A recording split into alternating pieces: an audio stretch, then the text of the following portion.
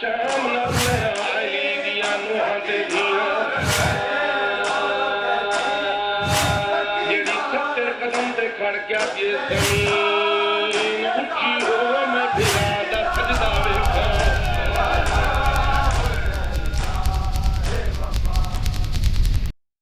بسم اللہ الرحمن الرحیم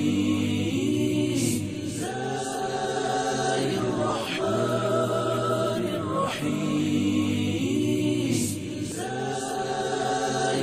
الرحمن الرحیم بسم اللہ الرحمن الرحیم بسم اللہ الرحمن الرحیم بسم اللہ الرحمن الرحیم أعوذ بالله من الشيطان الرجيم بسم الله الرحمن الرحيم وإذ يريكموهم إذ التقيتم في أعينكم قليلا ويقللكم في أعينهم ليقضي الله أمرا كان مفعولا وإلى الله ترجع الأمور يا أيها الذين آمنوا إذا لقيتم فئة فاثبتوا واذكروا الله كثيرا لعلكم تفلحون وأطيعوا الله ورسوله ولا تنازعوا فتفشلوا وتذهب ريحكم واصبروا إن الله مع الصابرين ولا تكونوا كالذين خرجوا من ديارهم بترا ورئاء الناس ويصدون عن سبيل الله والله بما يعملون محيط وإذ زين لهم الشيطان أعمالهم وقال لا غالب لكم اليوم من الناس وإني جار لكم فلما تراءت الفئتان نقص على عقبيه وقال إني بريء منكم إني أرى ما لا ترون إني أخاف الله والله شديد العقاب صدق الله العظيم لب پہ درود دل میں لب پہ درود دل میں خیال رسول ہے لب پہ درود دل میں لب پہ درود دل میں خیال رسول ہے لب پہ درود دل میں خیال رسول ہے اب میں ہوں اور کیف وصال رسول ہے لب پہ درود دل میں دائم بہار گلشن آل رسول ہے دائم بہار گلشن آل رسول ہے سچا گیا لہو میں نہال رسول ہے سچا گیا لہو سے نہال رسول ہے اب میں ہوں اور کیف وصال رسول ہے لب پہ درود دل میں خیال رسول ہے حسن حسن کو دیکھ حسین ہنسی کو دیکھ حسن حسن کو دیکھ حسین ہنسی کو دیکھ دونوں میں جلوریز جمال رسول ہے اب میں ہوں اور کیف وصال رسول ہے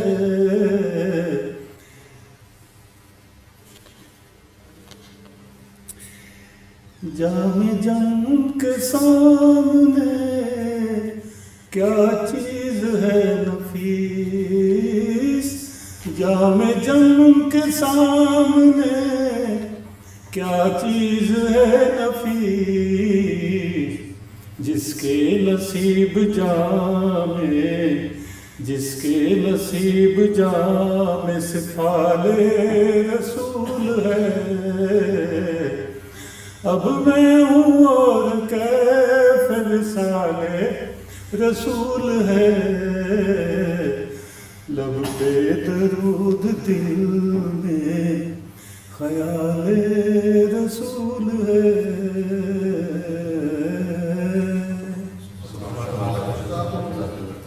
سائے میں تمہارے ہیں،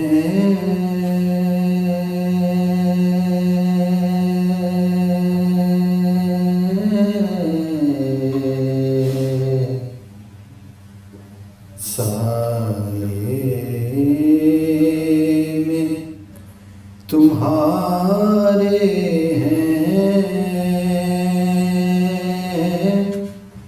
قسمت یہ ہماری ہے،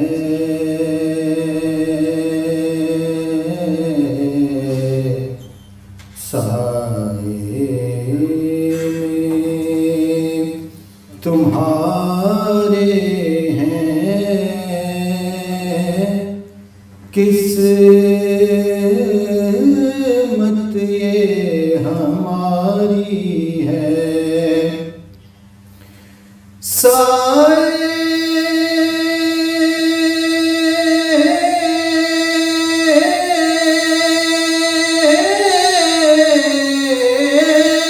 میں تمہارے ہیں،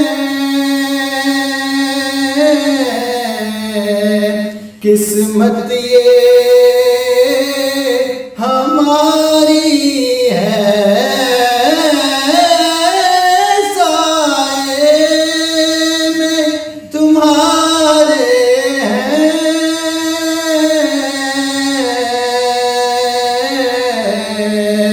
قسمت یہ ہماری ہے،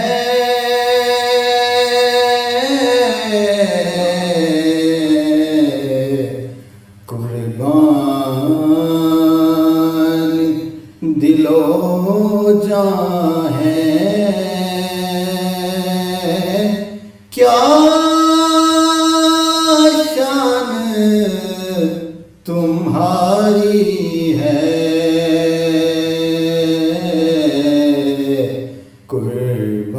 قربان دل و جاں ہے، کیا شان تمہاری ہے،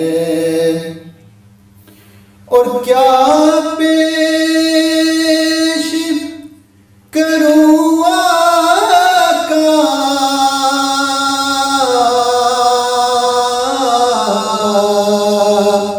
کیا چیز ہماری ہے،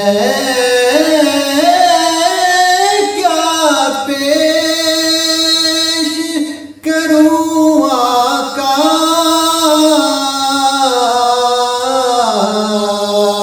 کیا چیز ہماری ہے،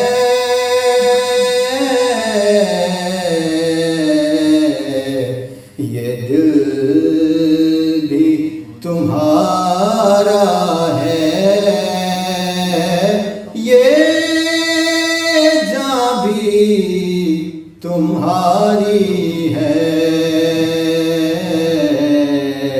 قربان دل و جاں ہے، کیا شان تمہاری ہے۔ الحمدللہ الحمد لله وسلام على عباده الذين اصطفى خصوصا على سيد الرسل وخاتم الأنبياء وعلى آله الأتقياء وأصحاب الأصفياء أما بعد فأعوذ بالله من الشيطان الرجيم بسم الله الرحمن الرحيم وَلَنَبْلُوَنَّكُمْ بِشَيْءٍ مِّنَ الْخَوْفِ وَالْجُوعِ وَنَقْصٍ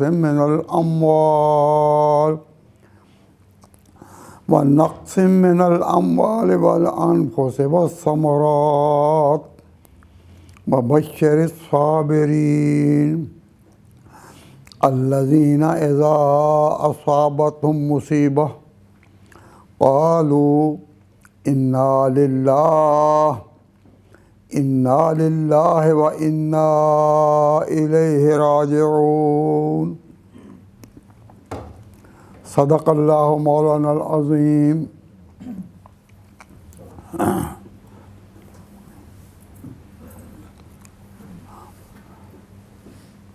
بزرگان محترم، حضرات، علماء کرام واجب الاحترام، سامعین عزیز، دوستو اور بھائیوں،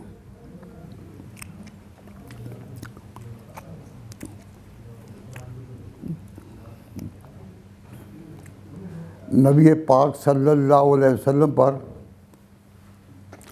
اللہ تعالیٰ نے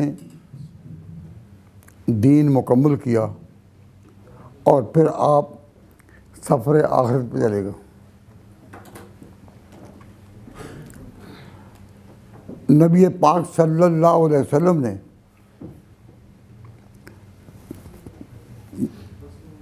پیچھے جو ماحول چھوڑا، اس میں جب تک غلبہ رہا صحابہ کرام کا تو تقویٰ، طہارت کی شان ان کی اپنی جگہ قائم رہی اور امن عام رہا، مسلمانوں کو شوکت ملی، ملکوں پر ملک فتح ہوتے گئے۔ لیکن جوں زمانہ دور ہوتا گیا وہ برکات نہ تھیں، اکثریت مسلمانوں میں اکثریت غیر صحابہ کی ہو گئی۔ اس کے لیے یہ ایک تصور ہے، حالات کا نقشہ سامنے رکھیں کہ عثمان غنی، حضرت عثمان غنی 12 سال خلافت کرنے کے بعد شکار کس کا ہو گئے؟ بغاوت کا۔ جب بڑے اکابر صحابہ حج پر گئے ہوئے تھے تو پیچھے ان لوگوں نے بغاوت کر کے حضرت عثمان غنی کو گھر بیٹھے شہید کر دیا۔ کس کو شہید کیا؟ اس سلطنت کے رہنما کو، اس سلطنت کے پیشوا کو جو کئی ملکوں پر حاوی ہوں۔ تو اب جو لوگ بغاوت کے لیے اٹھے وہ اپنی زبان کے اعتبار سے کیا تھے؟ سوچو، زبان کے تو مسلمان تھے، کلمہ پڑھتے تھے، نمازیں پڑھتے تھے۔ تو جب اتنے بڑے آدمی جو حضور کے صرف جانشین ہی نہیں، حضور کے داماد بھی ہیں اور دورے داماد ہیں، ان کے بارے میں اتنی سازش ہو سکتی ہے، اتنے باغی میدان میں نکالے گئے، اتنے باغیوں نے اس ماحول پر قبضہ کر لیا کہ حضرت علی بھی کی وہ بات چلنے نہیں دیتے تھے۔ تو آپ ذرا تصور کریں کہ کیا حال ہوگا کہ وہ شخص جو کئی ملکوں پر حاوی اور خلافت کا وہ 12 سال سے یا 10 سال سے 11 سال سے وہ چلا رہا، اس کے خلاف اتنا بڑا ماحول بن گیا یکدم گئے یک بیک جو ہوا پلٹ نہیں دل کو میرے قرار ہے، اتنا بڑا حادثہ ہو گیا۔ پھر حضرت علی جو حضور اکرم صلی اللہ علیہ وسلم کے کزن تھے، داماد بھی تھے اور اپنی نیکی میں وہ معروف بھی تھے، جنگ صفین کے خاتمے پر ان پر سر عام کفر کا فتویٰ لگایا گیا، یعنی صرف اختلاف نہیں کیا گیا، کفر کا فتویٰ۔ اب تک مسلمانوں میں کسی کے خلاف انتظامی معاملات میں تو اختلاف ہوتا رہا، لیکن کسی مسلمان کے خلاف اور خاص طور پر صحابہ کے خلاف یہ آواز کہیں نہیں اٹھی تھی کہ کافر، لیکن علی مرزا کو انہوں نے خارجیوں نے کافر اور ان لوگوں نے کافر قرار دیا جو خود نمازی تھے۔ ان کو سمجھانے کے لیے حضور کے صحابی حضرت عبداللہ بن عباس گئے، قرآن پڑھتے رہے، سمجھاتے رہے، لیکن نہیں سمجھے، تو سلطنت پوری کی پوری انتشار کا شکار ہو گئی۔ تو اس وقت آپ کے خیال میں سب سے اہم مسئلہ، پوری امت کا مسئلہ کیا تھا؟ سب سے اہم مسئلہ یہی تھا کہ کسی طرح سلطنت اسلامی میں امن قائم کیا جائے، اور وہ ایک رہنما پر، ایک امام وقت پر، ایک سیاست اور ایک جھنڈے پہ جمع ہو جائیں، یہی مسلمانوں کا سب سے بڑا مسئلہ تھا۔ کیونکہ حضور نے جب امت چھوڑی تو ایک امانت سپرد کی، مسلمانوں کے سپرد ایک امانت کی، تو اس طرح ان کا یہ فرض ہے کہ وہ امت کو بچائیں اور امت ایک جھنڈے تلے رہے۔ لیکن یہ وجہ کیا کہ اس وقت سے اختلافات ایسے پھوٹے کہ اپنی طرف سے بڑی کوششیں ہوئیں کہ ایک ہو جائیں، لیکن اس کے باوجود ہر شخص جب ذی رائے ہو گیا اور ہر شخص رائے دیتا ہے، تو جب کثرت آراء کا مارکا لگے تو پھر کبھی ایک ہونا کتنا مشکل ہوگا۔ یا کوئی ایک ایشو پیش کر دیا جائے اور لوگ اپنی اپنی رائے دیں تو اس ایک پر جب ان کو اکٹھا کرنا مشکل ہو جاتا ہے، تو اتنی سلطنت کے سربراہ کو سارے مان لیں، اب وہ فضا نہیں رہی تھی۔ تو سب سے اہم مسئلہ یہ تھا۔ اب جو پرانے بزرگ صحابہ تھے وہ چند رہ گئے تھے، یعنی مسلمانوں کی آبادی میں یہ 10% سے بھی کم تھے صحابہ۔ کچھ نئے لوگ نئے ممالک سے آئے، وہ مسلمان ہوئے، ظاہر ہے کہ ان میں صحابی تو کوئی نہیں، اور جو پیچھے تھے وہ فوت ہو رہے ہیں صحابہ، اور جو بچے تھے وہ بڑے ہو گئے۔ تو صحابہ کی تعداد وہاں مسلمانوں میں، مسلمان سوسائٹی میں بہت کم تھی، اور جتنے لوگ یا وہ اکثریت ان لوگوں کی تھی جنہوں نے حضور کا دور نہیں دیکھا تھا اور حضور کی توجہ ان پر نہیں پڑی تھی۔ تو اب یہ سلطنت ایک رہے کیسے، بچے کیسے؟ تشریحات کتنی بھی کی جائیں اور تقریریں کتنی بھی کی جائیں، تاریخی تعارضات کو، کنٹراڈکشنز کو کتنا بھی حل کیا جائے، لیکن سارے ہی ایک رائے پر جمع ہو جائیں یا متفق ہو جائیں، یہ حالات کے پیش نظر ممکن ہے؟ حضرت امیر معاویہ رضی اللہ تعالیٰ عنہ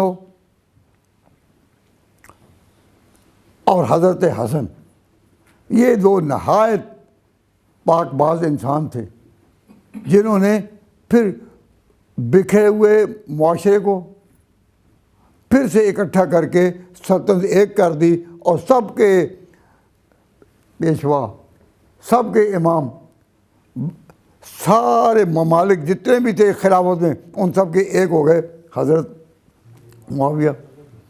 تو حضرت معاویہ رضی اللہ تعالیٰ عنہ نے اپنے تدبر سے، اپنی حکمت سے پھر سے مسلمانوں کو جوڑا، اور اس میں خراج عقیدت پیش کرنا پڑتا ہے حضرت امام حسن کو، جنہوں نے قربانی کر کے عراق کی پوری سلطنت ان کے سپرد کر دی۔ تو امن ہو گیا۔ اب مصیبت آ گئی کہ جب حضرت امیر معاویہ کا سفر آخرت پیش آیا، جب حضرت امیر معاویہ رضی اللہ تعالیٰ عنہ بیمار تھے یا معلوم تھا کہ اب ان کا سفر آخرت آنے والا ہے، اب کیا کریں؟ اس پر تمام حساس مسلمان جن کا احساس جاگتا تھا وہ اس پر بہت پڑے کہ اب ہو کیا۔ اس میں مورخین نے حضرت مغیرہ بن شعبہ کی ایک تقریر ضبط کی ہے۔ حضرت مغیرہ بن شعبہ بڑی افسردہ دلی سے کہتے ہیں کہ میں نے حضرت عثمان کے وقت میں مسلمانوں کے انتشار کو دیکھا، اور مسلمانوں کی ایک سلطنت، ایک خلافت میرے سامنے دو ٹکڑے ہوئی، پھر جنگیں ہوئیں، مسلمانوں کی تلوار بے نیام ہوئی، آپس میں لڑے، میں نے یہ سارے منظر دیکھے ہیں۔ تو وہ زمانہ جب حضرت عثمان شہید ہوئے ہیں، اب زمانہ اس سے آگے بڑھ چکا تھا، 20-25 سال ہو رہے ہیں اس کو، پرانا قصہ ہو گیا۔ تو اب آئندہ جو شر پیدا ہوگا وہ پہلے شر سے کم ہوگا یا زیادہ؟ عقل انسانی یہی کہتی ہے کہ وہ پہلے سے بھی زیادہ ہوگا، کہ حضرت عثمان کے وقت میں تو ان کے وقت میں جو کچھ ہوا نہایت پریشان کن ہے کہ وقت کے بادشاہ کو، جو ایک ملک کا نہیں کئی ممالک کا خلافت کا تاجدار ہے اور حضور کا اتنا قریب کا ہے، اور اس نے سب سے زیادہ دور ان کا خلافت کا انہی کا ہوا، ان کا یہ حال ہوا۔ تو جو وقت آگے جائے گا تو حضور فرمایا کرتے تھے کہ مجھے یہ ڈر تو نہیں کہ میری امت پھر سے کافر ہو جائے گی، یہ ڈر تو نہیں کہ پھر سے یہ شرک کرنے لگیں گے، بتوں کو پوجنے لگیں گے، لیکن یہ ہے مجھے ڈر کہ آپس کے اختلاف اور انتشار میں جب یہ اتریں گے تو یہ ایک بڑا عذاب الہی ہوگا۔ کسی امت کے لیے، کسی قوم کے لیے اپنے گھر میں، اپنی مرکزیت میں، اپنے وفاق میں انتشار ہو جائے، اس سے بڑا کوئی سانحہ ہو سکتا ہے؟ تو مغیرہ بن شعبہ کی یہ تقریر ہے جو انہوں نے امیر معاویہ کے سامنے کی۔ تو امیر معاویہ نے ان سے پوچھا کہ حالات میرے بعد کیا ہوں گے، اس میں تمہاری رائے کیا ہے؟ اس نے کہا کہ یہاں مغیرہ بن شعبہ نے کہا کہ صوبوں سے صوبے ٹکرائیں گے، فرد سے فرد ٹکرائیں وہ تو اختلاف تھوڑا سا حل بھی ہو جاتا ہے، لیکن جب صوبوں سے صوبے ٹکرائیں کہ ایک صوبہ کدھر، ایک ملک کدھر، وہ ملک کدھر، وہ ملک کدھر۔ اب مجھے ایک واقعہ چھوٹا سا یاد آیا کہ مسلمانوں کے اس انتشار میں کہ وہ اب امت ایک نہیں رہی، یعنی حضرت عثمان کی شہادت کے بعد یہ چھوٹا سا مسئلہ درمیان میں آیا۔ حدیث میں آتا ہے کہ کسی پہلے نبی تو شہید بھی ہوتے ہیں نا، کہ نبی کے قتل پر اللہ کا غضب اتنا بھڑکتا ہے، پھر زمین جو ہے وہ 70,000 انسانوں کا خون مانگتی ہے۔ اس ایک نبی کے خون گرنے سے، اس پر ظلم ہونے سے اللہ تعالیٰ کا غضب اتنا بھڑکتا ہے کہ جب تک 70,000 انسان خون میں رنگین نہ ہو جائے قتل میں، اللہ تعالیٰ کا غضب ٹھنڈا نہیں ہوتا۔ اور اگر کوئی خلیفہ، پیغمبر کا خلیفہ، جانشین، اللہ کا مقبول، وہ شہید ہو جائے تو پھر 35,000 انسانوں کا خون زمین مانگتی ہے۔ عثمان غنی امام مظلوم تھے، ان کے قدر پر جو خدا کا غضب بھڑکا، اب زمین پر اتنا اللہ تعالیٰ غضب آیا کہ سلطنتیں ٹکرا رہی ہیں، صوبے ٹکرا رہے ہیں، حضرت علی پر فتوے کفر کے لگ رہے ہیں، خوارج ایک فرقہ بن رہا ہے، ساری سلطنت جو ہے۔ تو اب میں آپ سے پوچھتا ہوں کہ اس صورتحال پر خوش کون ہوں گے؟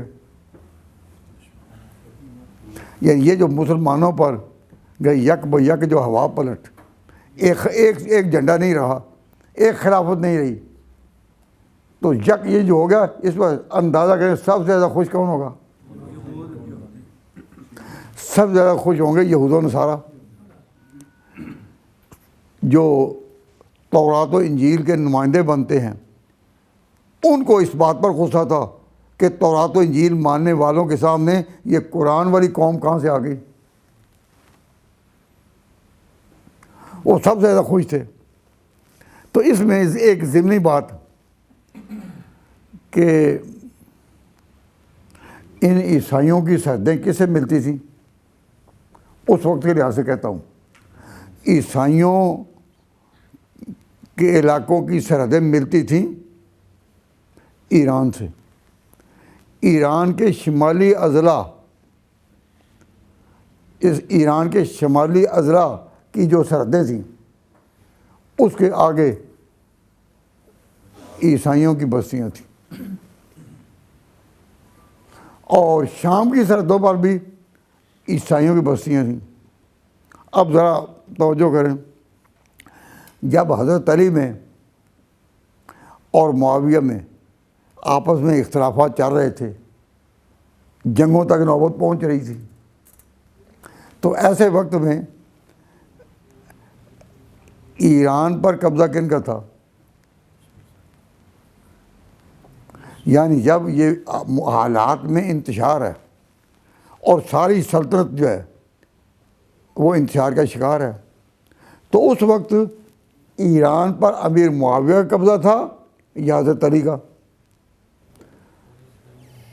جواب حضرت علی کا، حضرت علی کا قبضہ تھا۔ اور اس جہاں قبضہ تھا اس کے ساتھ سرحد میں کن کا علاقہ تھا؟ عیسائیوں کا۔ تو عیسائیوں نے کوئی بہانہ بنا کر دھمکی دی، کس کو؟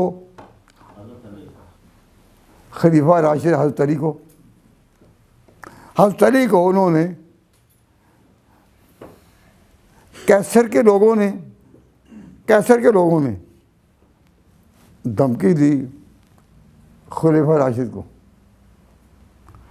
اور کہا کہ یوں کوئی بہانہ بنانا تھا نا کہ ہم اب حملہ کریں گے۔ تو اب اس کی سیاسی طور پر کہ علی کے ہاتھ سے ایران بھی نکل جاتا ہے اگر، اور عیسائی بھی ان سرحدوں پر آ جاتے ہیں، ایران پر قبضہ اگر ان کا ہو جاتا ہے، تو بظاہر اس کی خوشی کس کو ہوگی؟ ظاہری طور پر امیر معاویہ کو، کیونکہ ان کا علی کے ساتھ ٹکراؤ تھا نا،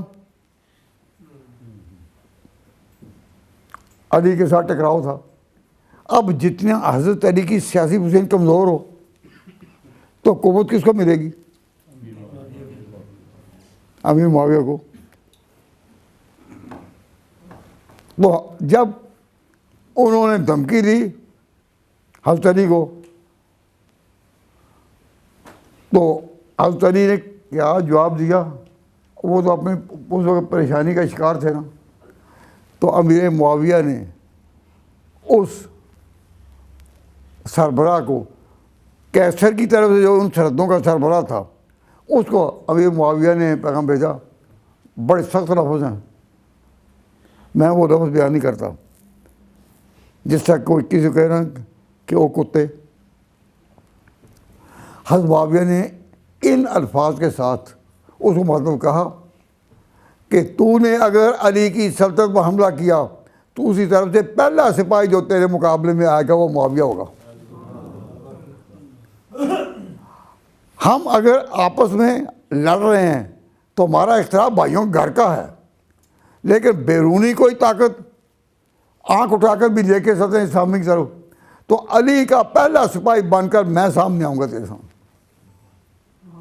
چنانچہ ان کو پھر ضرورت نہیں ہوئی۔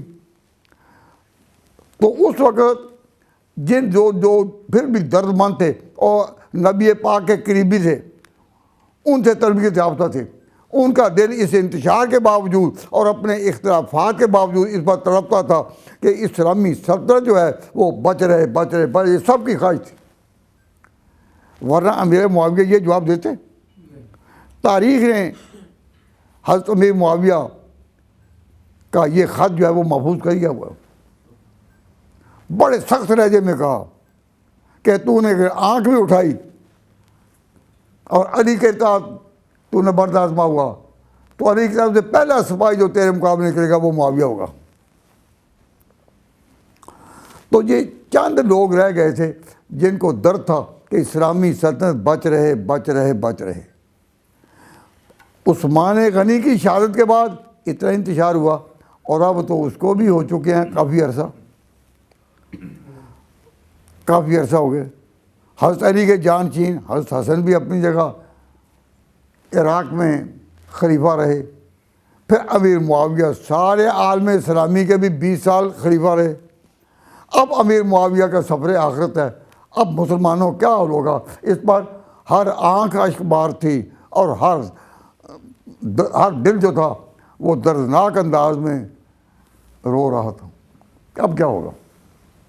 تو مغیرہ بن شعبہ نے کہا کہ میں نے پہلے اختلافات دیکھے ہیں، حضرت عثمان کے گرد جس طرح انہوں نے منافقین نے گھیرا ڈالا اور صوبہ بصوبہ سفر کرتا رہا عبداللہ بن سبا کہ حضرت عثمان کے عامل ایسے ہیں، ان کے کارکن ایسے ہیں، صوبوں کے گورنر ایسے ہیں، سلطنت پوری میں اختلافات کا جال پھیلا دیا، میں نے دیکھا ہے۔ پھر امیر معاویہ اور علی کے درمیان جنگیں ہوتی بھی دیکھیں، ان کو سلجھانے کے لیے بڑے بڑے اکابر صحابہ بھی اٹھے لیکن کامیابی نہیں ہو سکی۔ تو معاویہ دیکھو، اب اگر کوئی ایسا شخص کہ جو کسی کے چکر میں آ جائے، باتوں میں آ جائے، سیاسی پختگی نہ ہو، اس کو کہیں تو میرا خیال ہے کہ اب پھر بندے کے ساتھ بندہ نہیں رہے گا، کوئی بھائی کے ساتھ بھائی نہیں رہے گا۔ ساری سلطنت جو حضور نے قائم کی تھی اور جس کے گرد حضرت ابوبکر و عمر کے خلوص نے پہرا دیا تھا، وہ سارا باغ ہی اجڑ جائے گا۔ وہ بہار جو راشدین کے دور میں تھی اب اس کی بجائے خزاں ہوگی۔ اب بڑا ہی خطرناک مرحلہ کہ کریں کیا۔ تو مغیرہ بن شعبہ کی یہ رائے تھی کہ شام کے لوگ جہاں امیر معاویہ ہیں، وہ حضرت امیر معاویہ کے نظام سے اس قدر خوش تھے کہ ان پر جان دیتے تھے۔ تو انہوں نے کہا کہ میری رائے یہ ہے کہ شام کا آدمی ہو تو مرکز اتنا مضبوط رہے گا کہ یہ آہستہ آہستہ ساری جگہ ایک پرچم لہرا سکیں گے، لیکن اگر کوئی دور کا آدمی باہر سے گیا تو ممکن ہے اس کے گرد وفاداروں کا اجتماع نہ ہو، ایسے لوگ آ جائیں کہ جو اس کی سنیں تو کبھی مخالف ہو گئے اور ان کی سنیں تو پھر اس کے مخالف ہو گئے۔ یہ تقریر تھی کہ اس نے مغیرہ بن شعبہ نے بھی معاویہ سامنے، تو انہوں نے کہا پھر اس کا تجویز کیا ہے؟ تو انہوں نے کہا کہ وفاداری تو آپ کی ہے، شام اور پوری سلطنت تو آپ پر اعتماد پورا کرتی ہے، تو آپ اپنے بیٹے یزید کو اگر مقرر کر دیں تو یہ یہاں لوگ یہ نہیں دیکھیں گے کہ وہ کیسا کیسا نہیں، یہ تو کہیں گے معاویہ کا بیٹا ہے۔ تو جس طرح آپ پر جان دیتے ہیں تو وفاق جو ہے وہ مضبوط رہے گا. یہ ایسا ہے کہ سلطنت ہلے گی نہیں. اس سے پہلے امیر معاویہ نے ان کو کبھی تصور بھی نہیں آیا تھا کہ میرا بیٹا ہوگا میرے بعد. لیکن مغیرہ کے مشورے سے کہ ایسا ہوگا تو کہنے لگے لیکن لوگ تو پھر یہ نہ کہیں کہ یہ تو بیٹا ہے, میں نے تو کبھی تصور بھی نہیں کیا تھا. یہ ٹھیک ہے تیری بات, لیکن کیا سارے اس کو مان لیں گے؟ تو مغیرہ بن شعبہ نے کہا میں نے انقلابات دیکھے ہیں, عثمان غنی کے بعد اس طرح پوری سلطنت میں زلزلے آئے, وہ میں نے پتہ, اس لیے اب ملک کو بچانا ہے, سلطنت کو بچانا ہے, امت کو بچانا ہے, اس کے سوا اور کوئی راہ نہیں. تو مغیرہ کیونکہ بڑا سیاستدان تھے, انہوں نے کہا کہ اگر کوفے میں فلاں گورنر ہو جائے اور حجاز میں فو ہو جائے, مصر میں فلاں ہو جائے, فلاں یہ ذمہ داریاں قبول کر لیں تو انشاءاللہ سلطنت بچ رہے گی, مسلمان پھر شکار نہیں ہوں گے. اس کو ایک طرف رکھے, بات اور تھوڑی سی کرتا ہوں. امیر معاویہ رضی اللہ تعالیٰ عنہ کے والد کا نام کیا تھا؟ ابو سفیان. ابو جو بنو امیہ کے بڑے چودھری, بڑے سردار تھے نا, اور حضور کے مقابلے میں بدر میں وہی آئے, احد میں بھی وہی آئے, احزاب میں بھی وہی, احد کا ایک بڑا مقام تھا. پھر اللہ کا فضل ہوا کہ وہ مسلمان ہو گئے. تو ابو سفیان کا امیر معاویہ تو بیٹا تھا ہی ان کی اہلیہ سے, لیکن ان کا ایک اور بیٹا بھی تھا. بیٹے تو ان کے کئی تھے, لیکن ایک بیٹا تھا کہ جو ان کی جو خاندان میں بیوی تھی اس میں سے نہیں تھا. مورخین کہتے ہیں کہ جاہلیت کے دور میں جب ابو سفیان مسلمان نہیں بلکہ حضور نے بھی بات نہیں کی, دعویٰ بھی ابھی نہیں کیا, تو اس زمانے میں یا کسی تاریخ دور میں ابو سفیان نے کوئی غلط کاری کی اور اس کے نتیجے میں جو بیٹا پیدا ہوا اس کا نام تھا زیاد. اسی کا بیٹا ہے عبید اللہ بن زیاد جو حسین کے مقابلے میں عراق آیا تھا.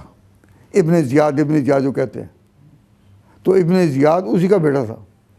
تو میں بات کر رہا ہوں کس کی؟ باپ کی.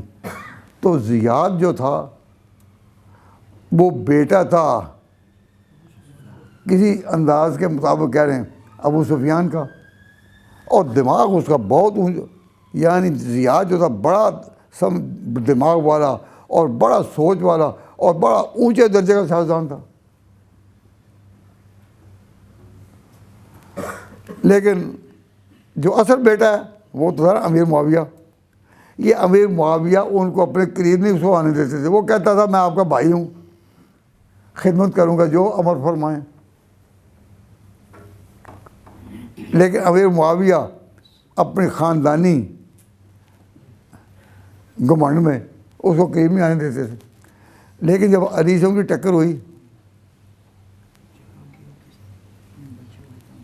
جب حضرت علی سے ان کی ٹکر ہوئی تو امیر معاویہ نے سوچا کہ ایسے سمجھدار آدمی کو اگر میں قبول کر لوں تو میری سلطنت کو فائدہ ہوگا. تو انہوں نے اس کو قبول کر لیا. اور وہ کہتا تھا زیاد کہ امیر معاویہ کو کہ آپ نے مجھے جو بحرین وغیرہ کے علاقے ہیں ان میں حاکم مقرر کیا ہوا ہے, میں پورا نظام چلا سکتا ہوں. اگر مجھے مکہ اور مدینہ حجاز جو ہے اس کا بھی گورنر بنا دو, سب نظام سنبھال لوں گا, اور آپ جس طرح حکم دیں اس کے مطابق چلوں گا. یہ کس نے کہا؟ زیاد نے. اب یہ خبر مشہور تو ہو گئی نا, تو جب مدینہ والوں کو اور مکہ والوں کو خبر ملی کہ زیاد یہاں کا گورنر شاید بن جائے,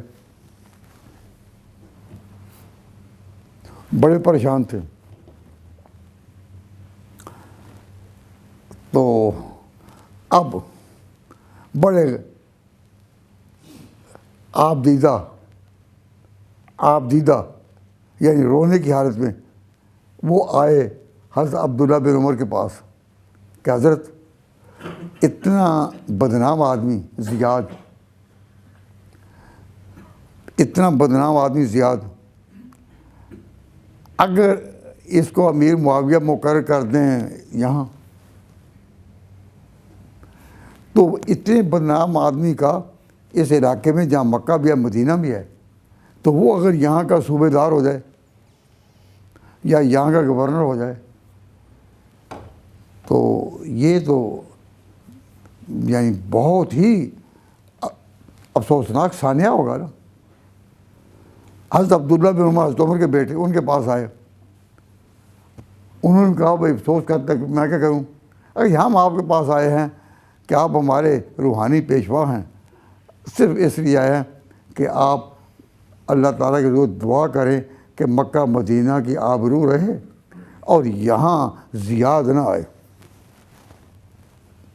یہ اس زیاد کا ایک بیٹا تھا عتبہ, جس نے مدینہ میں میٹنگ بلائی تھی جس میں امام حسین کو بھی بلایا گیا تھا کہ بیعت کریں, لیکن وہ تو حضرت معاویہ کے وفات کی بعد کی بات ہے, میں کر رہا ہوں ان کے وقت کی بات. تو حضرت عبداللہ بن عمر کو کہنے لگے سارے کہ جی آپ بزرگ ہیں, اور عبداللہ بن عمر کی اتنی شخصیت تھی کہ اگر وہ ذرا ہاں کرتے نا, ہاں ذرا, تو ساری سلطنت ان کو اپنا وقت کا خلیفہ مان لے. لیکن حضرت عمر کہہ گئے تھے کہ اس کو نہیں بنانا, مشورہ ان سے لے لو, ان سے پالیسی اپنی طے کر لو, میں مدد کرے گا, لیکن نہیں بنانا.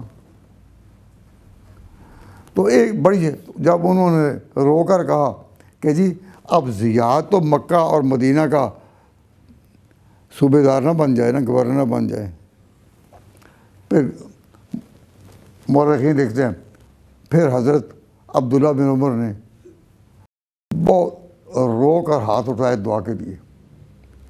سارے آنے والے ان کے ساتھ آمین کہنے والے تھے.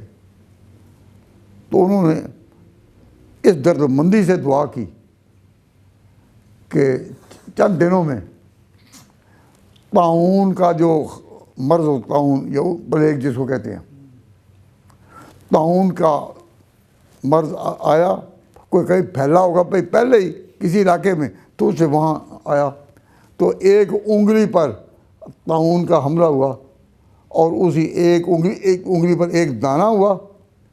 تو اس دنوں جب یہ مرض آتا تھا تو وہ اس کا ایک حملہ اسی طرح ہوتا تھا, کہیں ایک دانہ نکلتا تھا اور سارا زہر اسی میں جمع ہوتا. تو عبداللہ یہ زیاد بن ابی سفیان جو ہے وہ عبداللہ بن عمر کی دعا کے چند دن بعد ہی مر گیا. وہ اس کا استلحاق یعنی حضرت معاویہ اس کو اپنے ساتھ ملاتے تو نہیں تھے, لیکن سیاسی غرض کے تحت استلحاق اس کا کیا. اور مورخین اعتراض کرتے ہیں کہ استلحاق اس کا کیوں کیا, اس کی ایسی, لیکن سمجھدار بہت تھا. اور اسے امیر معاویہ کے سامنے ہر طرح اپنی خدمات پیش کی ہوئی تھیں. ابھی حضرت امیر معاویہ فوت نہیں ہوئے, یہ میں پہلے کی بات بتا رہا ہوں کہ ان کو کہا جا رہا تھا کہ کس اس کو مقرر کر دیں. اور یہ ابن زیاد, یہ جو زیاد تھا, ان کو پتہ تھا کہ مغیرہ بن شعبہ نے مشورہ دیا ہے کہ یزید کو آگے کریں. تو اس انہوں نے چچا بن کر یزید کو بلایا اور کہا کہ تجھے سلطنت قبول نہیں کرے گی جب تک تو اپنی زندگی کو نہ بدلے, اور کچھ نصیحتیں کی. یزید نے ان کے سامنے اقرار کیا کہ میں آپ کے سامنے انکار نہیں کر سکتا, میں اپنی زندگی بدل لوں گا. تو زیاد بالکل مطمئن ہو گئے. تو جب زیاد مطمئن ہو گئے اس بار, تو ان کی وفات کا امیر معاویہ کو بڑا صدمہ گزرا، یکدم طاعون کا شکار ہو گئے۔ یہ نہیں پتہ تھا کہ عمر کے بیٹے نے بد دعا کیا، کسی عام آدمی نے نہیں۔ تو میں بتانا یہ چاہتا ہوں، توجہ دلانا چاہتا ہوں کہ اسی کا ابو سفیان کا ایک بیٹے کا نام تھا عتبہ، اس کے بیٹے کا نام تھا ولید، وہ بھی ابو سفیان کا پوتا تھا۔ اور وہ اس وقت جب امیر معاویہ رضی اللہ تعالیٰ عنہ کی وفات ہوئی ہے تو وہ مدینہ منورہ میں نائب صوبے دار تھا۔ کون؟ ابو سفیان کا پوتا ولید بن عتبہ بن ابی سفیان۔ اب بات سنیے، حضرت امیر معاویہ رضی اللہ تعالیٰ عنہ نے اپنے وقت میں باتیں تو سب کی سن لیں، لیکن قبول انہوں نے بالکل آخر میں مغیرہ بن شعبہ کی جو تجویز تھی اس کو قبول بعد میں کیا، ولی عہد بعد میں نامزد کیا، لیکن پہلے وہ حالات کا جائزہ لے رہے تھے۔ اب اس کے ساتھ یہ بات رکھیے کہ یزید میں اس وقت کوئی شرعی عیب یعنی شرعی بیماری کہ جس طرح کوئی شراب پیے یا وہ نہیں، کوئی نہیں تھی، لیکن اس کا جو مزاج تھا وہ جس طرح آزاد آوارہ لڑکے ہوتے ہیں کہ شکار، ہر وقت شکار میں، جنگلوں میں پھر رہا ہے، شکار میں سیریسلی نہ سلطنت کو دیکھنا ہے، نہ سیاست کو دیکھنا ہے، نہ حالات کو دیکھنا ہے۔ تو اس مزاج کا آدمی جو تھا، اس واسطے امت کے صلحاء اور جو صحابت وہ اس کو قبول نہیں کرتے تھے۔ یہ نہیں کہ کوئی شرعی عیب لگائیں، یہ نہیں ان کا کہ یہ اتنا آزاد طبع، آوارہ جنگلوں میں پھرنے والا اور شکار میں، اور پھر یہ کہ میں وقت کے بادشاہ یا وقت کے سربراہ کا بیٹا ہوں۔ تو اس طرح جو اس کا مزاج بنا ہوا تھا، تو اکابر صحابہ جو اتنے اس وقت زندہ تھے ان کا مشورہ یہ تھا کہ یہ رائے نہیں، یہ ٹھیک نہیں چل سکے گا۔ صرف زیاد تھا جس نے اس کو کہا کہ زندگی بدلنے کا عہد کر، توبہ کر، یہ کر، وہ کر۔ تو میں اس بات کی طرف توجہ دلانا چاہتا ہوں کہ جو بھی ہوا لمبی کہانیاں ہیں، لمبی کہانیاں کب تک آدمی بیان کرے، لیکن ایسے موقع پر آپ یہ تو سمجھ جائیں کہ یہ کام کوئی معمولی نہیں تھا کہ امت ایک ہو کر رہے۔ تو ولید بن عتبہ بن ابی سفیان نے مدینہ میں میٹنگ بلائی کہ خبر آئی ہے شام سے کہ امیر معاویہ کا انتقال ہو گیا ہے، اور یزید جو ہے اتنا آزاد نہیں تھا کہ باپ کے پاس وفات کے وقت بھی نہیں تھا۔ اب اس وقت تو اتنے ممالک کے فاصلے نہیں تھے نا، تو کم از کم اس کو یہ تو ہونا چاہیے تھا کہ باپ کے پاس ہوتا، پھر رہا ہے کہیں، آخری وقت میں نہیں تھا۔ اور یہ تاریخی کتابوں میں لکھا ہوا ہے کہ جب اس کو اطلاع ملی کہ آپ کے والد فوت ہو گئے ہیں تو یہ جنازہ میں بھی نہیں آیا تھا۔ تو مسئلہ یہ ہے کہ اگر کوئی شخص قریبی ہو اور جنازہ نہ پڑھ سکے تو پھر وہ قبر پر جنازہ پڑھ لے۔ مسئلہ یہ ہے، دفن کرنے کے بعد 3 دن تک گمان ہوتا ہے کہ اندر ابھی لاش پھٹی نہیں، اس وقت تو قبر کو اس طرح سمجھا جائے کہ جس طرح میت پڑی ہے سامنے، تو وہاں جہاں، اور پھر مسلمانوں کو یہ پتہ چل جائے کہ فلاں شخص بغیر نماز جنازہ کے دفن کر دیا گیا، تو ان کو بھی یہ حکم ہے کہ وہ قبر پر نماز پڑھیں۔ اور غالباً صحیح مسلم میں ایک روایت آتی ہے کہ نبی پاک صلی اللہ علیہ وسلم کے دور میں جو عورت مسجد نبوی کی خدمت کرتی تھی، صفائی کرتی تھی،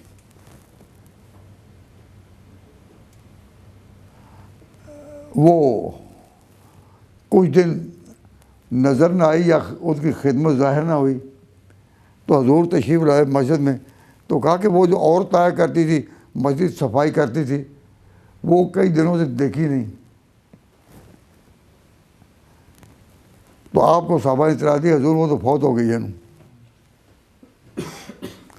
تو آپ نے فرمایا مجھے تم نے کیوں نہ بتایا؟ تو حضور صلی اللہ علیہ وسلم کی ذرا نظر عطوفت دیکھے نا، امت پر اتنی شفقت کی نظر تھی کہ ایک ایک کے بارے پوچھتے ہیں وہ کہاں، تو انہوں نے مجھے کیوں نہ بتایا؟ تو حضور نے فرمایا ان کو لوگوں کو جو کہ آپ مجھے اسی قبر پر لے چلو. حضور اس کی جو خدمات تھیں اس عورت کی، اس کی خدمات سے اتنا متاثر تھے کہ کہا کہ دلونی الی قبرہا او کما قال، کہ مجھے اس قبر پر لے چلو. تو حضور وہاں گئے اور حضور نے بالکل جس طرح میت سامنے ہے قبر کو سامنے رکھ کر پھر جنازہ پڑھا. اس کا جنازہ ہو چکا تھا اور ہمارے حنفی فقہ میں یہ کہ جنازہ دہرایا نہیں جاتا. تو ان حنفیوں کے فقہ کے اس مسئلے کے پیش نظر سوال پیدا ہوتا ہے کہ پھر اس عورت کا جنازہ پہلے ہو چکا تھا اور دفن بھی ہو چکی تھی، تو حضور نے دوبارہ جنازہ کیوں نہ پڑھا؟ کیوں پڑھا؟ کہ خیال تو گزرتا ہے نا. تو حضور اکرم صلی اللہ علیہ وسلم نے حضرت صلی اللہ علیہ وسلم نے ارشاد فرمایا اسے، مطلب یہ کہ آئندہ دور میں اگر یہ بات اٹھے کہ یہ دوسرا جنازہ کیوں ہے، تو حضرت صلی اللہ علیہ وسلم نے فرمایا ان هذه القبور مملوءۃ علی ظلمتها، کہ ان قبروں میں اندھیرا ہی اندھیرا ہے. ان هذه القبور، بے شک یہ جو قبریں ہیں بھری ہوئی ہیں اندھیروں سے. وَإِنَّ اللَّهَ لَا يُنَوِّرُهَا بِالصَّلَاةِ عَلَيْهِمْ او کما قال النبی صلی اللہ علیہ وسلم، اور جس کی نماز جنازہ میں پڑھاؤں اس کی قبر نورانی ہو جاتی ہے. جس کی نماز جنازہ میں پڑھا دوں ان اللہ ینور، تو اللہ تعالیٰ اس کی قبر کو منور کر دیتا ہے. تو اس نے چونکہ اس عورت نے مسجد کی بہت خدمات کی تھی تو اس کی قبر کو اللہ تعالیٰ کی طرف سے یہ برکت حاصل ہو، اس کے لیے زور گئے اور آپ نے نماز جنازہ پڑھائی. اس میں دو تین چیزیں پیش نظر ہیں کہ حضور کو جو نہیں بتایا گیا کہ وہ فوت ہو گئی ہے تو آپ نے صحابہ پر ناراضگی کا اظہار کیا کہ تم نے مجھے بتایا کیوں نہیں. تو معلوم ہوا کہ عالم اسباب میں خبر دینی پڑتی ہے، یہ نہیں کہا جا سکتا کہ خود بخود جانتے ہیں. علم غیبی کسنمی دانت بجت پروردگار، ہر کے گوئد کے بدارم پوزا باور مدار، مصطفیٰ ہرگز نہ گفتے تا نہ گفتے جبریل ہم نہ گفتے تا نہ گفتے کردگار. جبریل جیسے بھی کوئی بات نہیں بتا سکتے جب تک کہ پیچھے خدا نہ کہے. یہ اللہ رب العزت ہے. پھر جب حضور نے کہا کہ مجھے اس کی قبر بتاؤ تو معلوم ہوا کہ قبر بتانا کہ یہ قبروں میں قبر کوئی پہچانتے ہو، کہتے ہیں ہمیں قبر بتاؤ نشان دیں، تو یہ بجا تھا. تو جو لوگ کہتے نہیں جانتے تھے اور یہ ڈرامہ تھا، بھائی یہ تو بڑی بے ادبی ہے. کیا وہ ڈرامے کے طور پر پوچھتے تھے کہاں ہے؟ اس طرح پوچھتے جس طرح کوئی انسان دوسرے بات پوچھتا ہے. لیکن ایسے عقیدے لوگوں نے گھر رکھے ہیں کہ بات سمجھانی مشکل ہو جاتی ہے. بہرحال تو دوسرا جنازہ کب ہوتا ہے؟ حضور کی خصوصیت تھی جو اور کسی کے پڑھانے پر شامل نہیں. لیکن یزید جب آیا نا تو شرمندہ تھا لوگوں کے سامنے کہ ایک تو باپ کی وفات کے وقت بھی نہیں اور نماز جنازہ بھی نہیں پڑھ سکتے. تو اس نے قبر پر پھر نماز جنازہ پڑھی. تو جب یہ اس کے لیے یعنی یہ خبریں جب پہنچی مدینہ منورہ میں اور ولید نے میٹنگ بلائی جس میں بڑے بڑے لوگ صحابہ کے جو بیٹے تھے ان کو بلایا اور کہا کہ حضرت معاویہ کا انتقال ہو گیا ہے اور اب شام میں ان کا بیٹا ہے اس کو مان لیا ہے بڑے لوگوں نے یعنی مغیرہ بن شعبہ وغیرہ نے انہوں نے مان لیا ہے تو آپ بھی مانیں. تو جب بلایا تو ایک آدمی نے انکار کیا صرف کہ میں آج نہیں آ سکتا, مطلب کل آؤں گا یا آج نہیں آ سکتا. اس نے کہا وہ کون تھے؟ حضرت عبداللہ بن زبیر. اور جو ولید تھا وہ نرم طبیعت تھا. تو عبداللہ بن زبیر نے کہا میں آج نہیں آ سکتا, مجھے موقع دو. انہوں نے کہا چلو پھر صحیح. تو ادھر انہوں نے حضرت حسین آ گئے, انہوں نے کہا مجھے سوچنے کا موقع دو. عبداللہ بن زبیر نے کہا میں اس وقت نہیں آ سکتا, مجھے اور موقع دو. تو حضرت حسین نے کہا مجھے سوچنے کا موقع دو.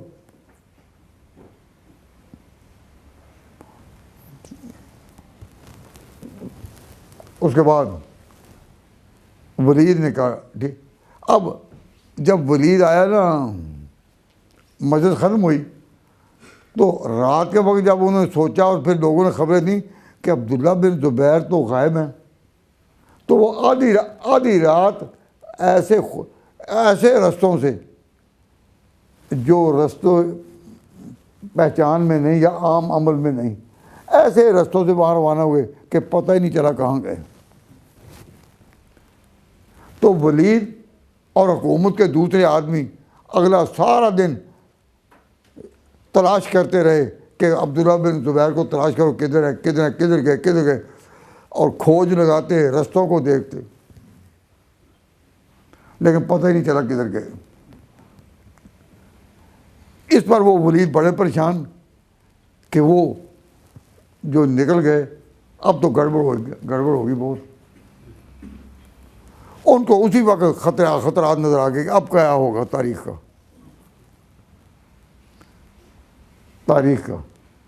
اور اگلی رات جو آئی اس میں حضرت حسین بھی نکل گئے.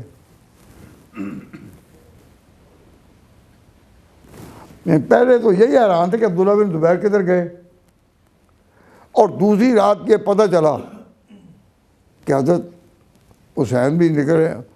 تو عبداللہ بن زبیر بھی اپنے بال بچوں کو لے کر نکلے اور حسین بھی اپنے بال بچوں کو لے کر نکلے, اور لڑائی کے عنوان پر نہیں گزرے, لڑائی کے عنوان پر نہیں گئے, اور یہ کہ یزید کو ہم نہیں مانیں گے یہ کہہ کر بھی نہیں گئے. اب ایک بات ہے جو آپ نے شاید پہلے نہ سنی ہو, وہ ہے کہ حضرت حسین اور عبداللہ بن زبیر دونوں ہی مدینہ سے تو نکلے, تو جو حضرت حسین کے بارے میں کہا جاتا ہے نا کہ وہ عراق گئے, میں بھی بیان کرتا رہوں گا, انہوں نے ادھر سفر کیا. تو یاد رکھو کہ سیدھے عراق نہیں گئے, پہلے مکہ گئے, مکہ. اور اتفاق کی بات یہ ہے کہ مکہ میں حرم شریف میں تقریباً دونوں اکٹھے داخل ہوئے. یعنی عبداللہ بن زبیر اپنے سفر پر آئے تھے اور اپنے طریقے پر اور اپنی حکمت پر اور اپنی سوچ پر, اور حسین کا قافلہ جو تھا وہ بھی وہ اپنے وہ تو کھلم کھلا آئے نا. حضرت حسین اپنے بچوں کو وہ تو کھلم کھلا سفر پر آئے نا. حسینی قافلہ صحرا کی جن راہوں سے گزرا تھا وہ راہیں آج تک اس قافلے کو یاد کرتی ہیں. جب یہ دونوں آ گئے تو یہ اکثر آپس میں نمازوں کے وقت ملاقات بھی ہوتی اور یہ سوچتے کیا کریں کیا نہیں. اب میں آپ کو بتا کہ یہ دونوں بڑے باپ کے یعنی حضور اکرم صلی اللہ علیہ وسلم کے پھوپھی زاد بھائی، سکے پھوپھی زاد بھائی حضرت زبیر تھے اور حضرت علی کے بھی وہی رشتہ تھا، تو وہ علی کا بیٹا اور زبیر کا بیٹا دونوں حرم شریف میں ہیں۔ حضرت عبداللہ بن زبیر سارا وقت اپنا زیادہ وقت گزارتے ذکر و اذکار میں، اللہ میں، عبادت میں، نمازوں میں، یا دعائیں کرتے ہوں گے۔ ان کی جو ہے پوزیشن کیا تھی؟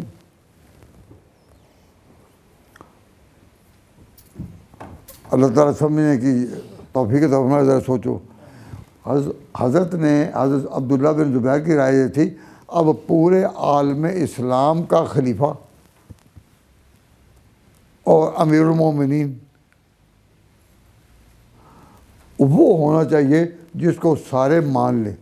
تو جب تک وہ فضا نہیں پیدا ہوتی، میں بطور مکے کے حکمران کے یہاں اپنا وقت بسر کروں گا، اور میں اعلان کرتا ہوں کہ میں یزید کے ہاتھ پر میں نے بیعت نہیں کرنی۔ مطلب یہ تھا کہ میں اسے لڑنے کے لیے دمشق نہیں جاؤں گا، شام نہیں جاؤں گا، لیکن جہاں تک مکہ کی حدود ہے اس میں اس وقت تک جس طرح پچھلے کسی دور میں امیر معاویہ شام کے حاکم رہے اور خلافت علی کی چلتی رہی، تو عبداللہ بن زبیر نے پھر سوچا کہ میں یہاں رہوں، مکے کا حکمران بن کر یہاں کا نظام چلاؤں، لوگوں کی ضروریات پوری کروں، لیکن میں اعلان کروں کہ میں نے یزید کو نہیں ماننا۔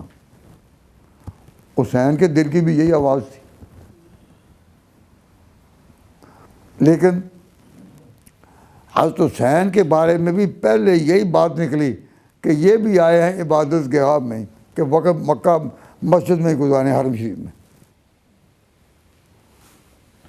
جس طرح دنیا سے تنگ آ کر آدمی کہتے چلو اللہ اللہ کرو، تو دونوں عبداللہ بن زبیر بھی اور حسین بھی یہیں۔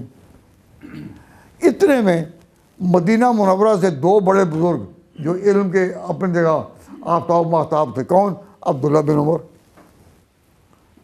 اور ترجمان القرآن حضرت عبداللہ بن عباس، یہ بھی دونوں آ گئے مکہ میں۔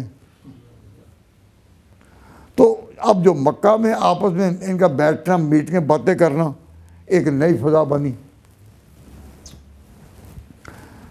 تو یہ جو مسئلہ ہے نا، میں نے کئی دفعہ بتایا کہ حضرت حسین کو عراق جانے سے لوگوں نے جو روکا، ان میں 5 عبداللہ نامی سے میں نے بتایا تھا نا، یاد ہوگا۔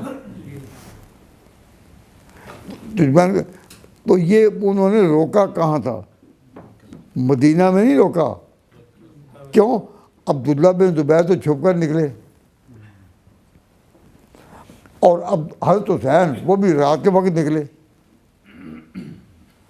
تو روکنے والوں نے کہاں روکا؟ وہ بھی مکہ آ کر۔ تو حضرت عبداللہ بن عمر بھی آ گئے، عبداللہ بن عباس بھی آ گئے، اور عبداللہ بن عمر بن عاص بھی آ گئے، اور بھی آ گئے، عبداللہ بن مطیع بھی آ گئے۔ انہوں نے روکا، تو عبداللہ بن زبیر نے تو مان لیا کہ ہم یہیں رہیں گے، یہیں عبادت کرتے کرتے فوت ہوں گے۔ لیکن حضرت حسین نہیں مانے، ان کا میں عراق جاؤں گا، میرے پاس ان لوگوں کے دعوتی خطوط ہے۔ تو حضرت نے یعنی حضرت حسین نے جو عراق کا رخ کیا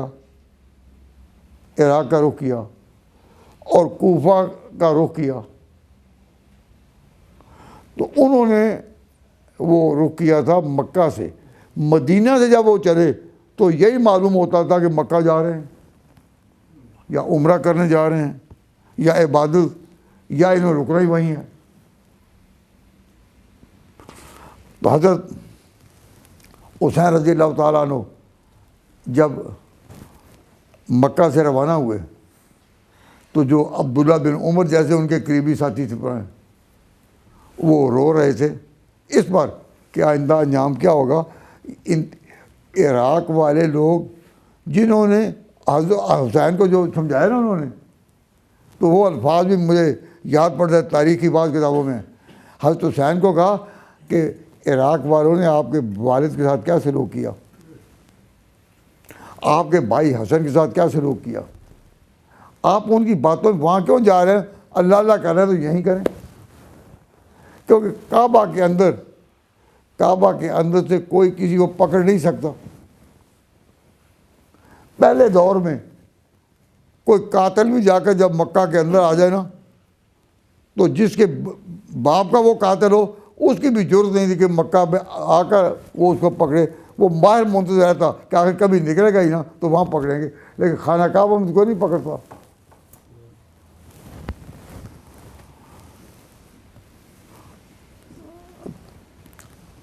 تو ان کو کہا کہ جی آپ یہیں رہیں.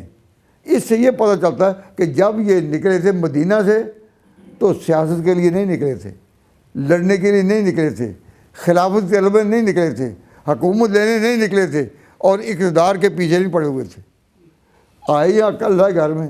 تو یہاں سے ارادہ ہوا. عبداللہ بن زبیر نے کہا کہ میں یہیں، تو جب انہوں نے کہا میں یہیں رہتا ہوں تو تاریخی کتابوں میں آتا ہے کہ اب بیعت لینی شروع کی عبداللہ بن زبیر نے، اور حضرت حسین وہیں تھے. ان کے ہوتے ہوئے 2000 کے قریب آدمیوں نے عبداللہ بن زبیر کی بیعت کہ ہم بھی بیعت کرتے ہیں کہ ہم یزید کے ساتھ بیعت نہیں کریں گے، نہیں مانتے. لیکن یہ نہیں کہا کہ مقابلے میں نکلتے ہیں. ہم عبداللہ بن زبیر نے کہا کہ بھئی میں اپنی رائے پر پوری مضبوطی سے قائم ہوں کہ میں یزید کی بیعت نہیں کروں گا بس. اور جب تک ایسا حکمران جس پر سارا عالم اسلام جمع ہو جائے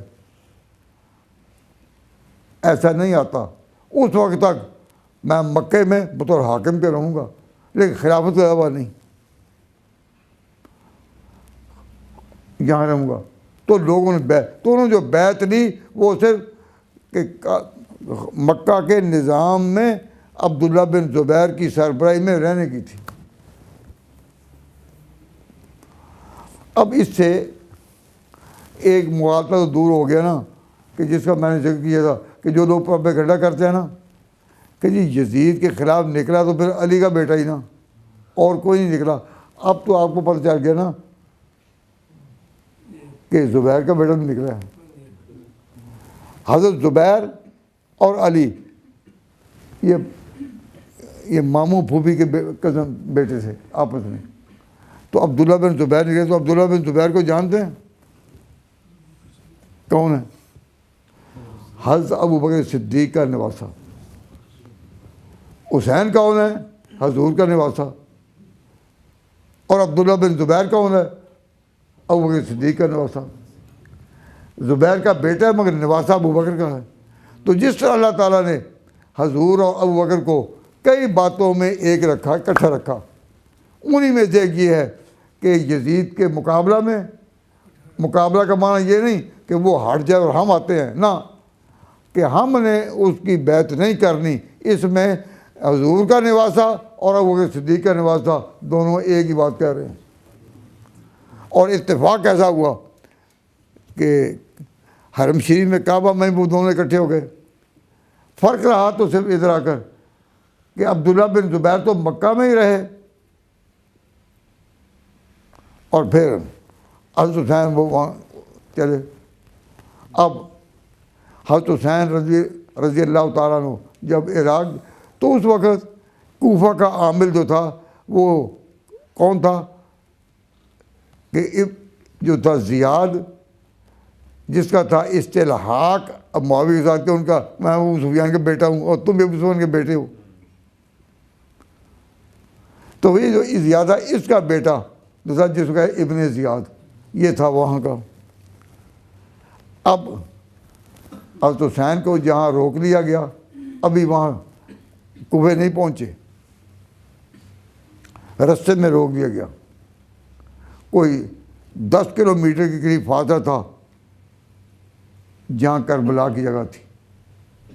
حضرت حسین کو روکا گیا، اور تو حضرت حسین نے وہاں 3 تجویزیں پیش کی.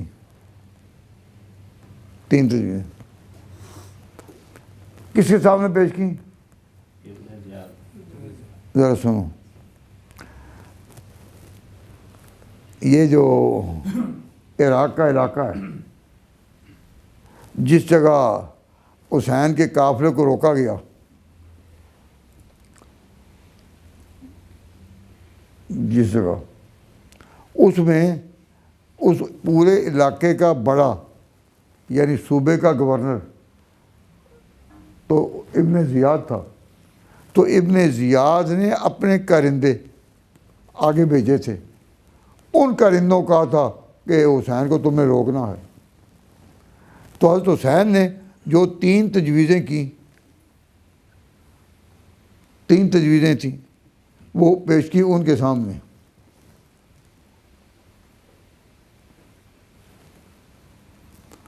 ان کے سامنے پہلے یہ کہ میں یہاں مقابلے کے لیے نہیں آیا، مجھے عراق والوں نے یہاں رہنے کے لیے دعوت دی ہے، تو میں ان کے بلانے پر آیا ہوں. اگر تم مجھے یہاں روکتے ہو تو میں واپس مدینہ جانے کو تیار ہوں.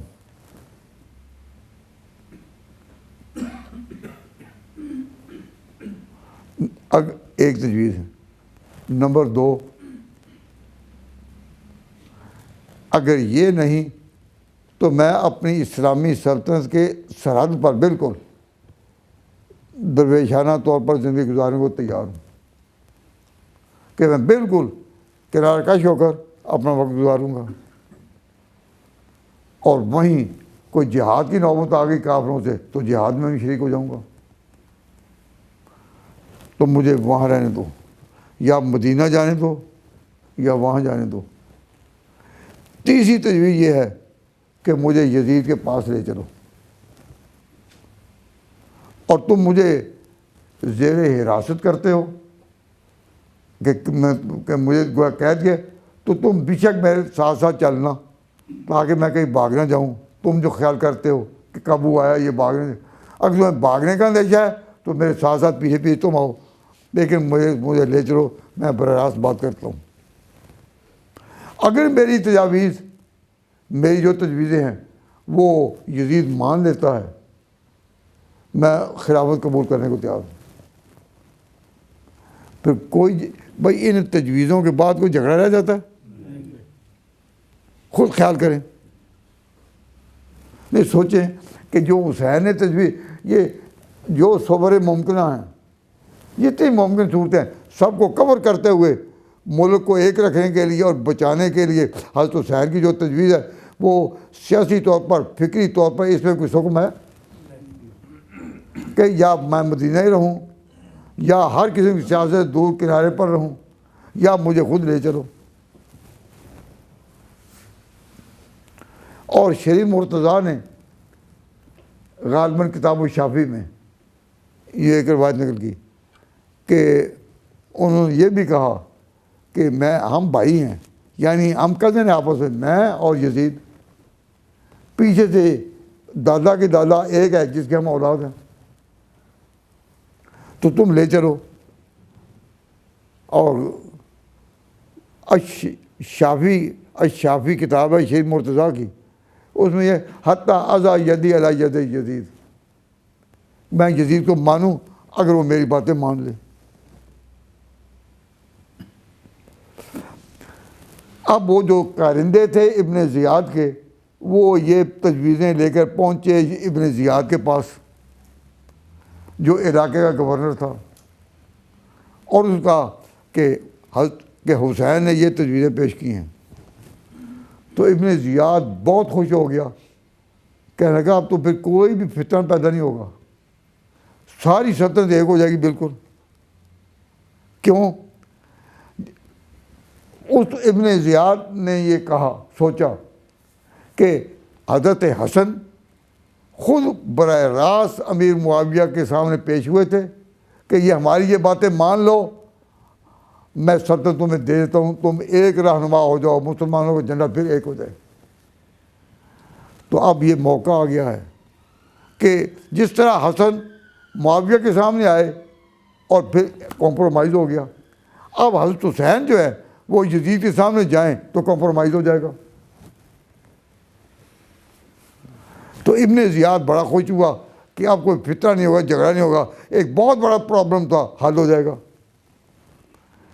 لیکن جو اگلے کرندے تھے ان میں شمر ذو الجوشن ایک اور عمرو ابن سعد، یہ دو آدمی آگے آگے تھے۔ انہوں نے پھر سوچا کہ اگر حسین کا اور یزید کا اس میں بتا ہوتا ہے تو ہم کہاں گئے؟ پھر تو ہمیں کسی نے پوچھا ہی نہیں۔ تو کہا کہ یہ نہیں، ابن زیاد کو مشورہ دیا کہ نہیں، اس سے بہتر موقع اور کوئی نہیں آئے گا، جانے نہیں دینا آگے۔ حضرت حسین نے بار بار اپنی بات کہی، لیکن وہ اپنے ارادہ کیے کہ نہیں، جانے نہیں دینا۔ اب یہ شمر کون تھا؟ حضرت علی مرتضیٰ نے حضرت فاطمہ کی وفات کے بعد جن عورتوں سے شادیاں کیں ان میں سے ایک بیوی ان کی شمر کی بہن بھی تھی، اور اس رشتے کے اعتبار سے حضرت حسین اس کو پہچانتے بھی تھے۔ لیکن اس وقت وہ چونکہ ابن زیاد کا نمائندہ تھا تو یہ ڈٹ گئے کہ ان کو ملنا نہیں دینا۔ اب بات لمبی نہ ہو کہ پھر کیا گزری، میں تھوڑی بات کہہ کر بات ختم کرتا ہوں کہ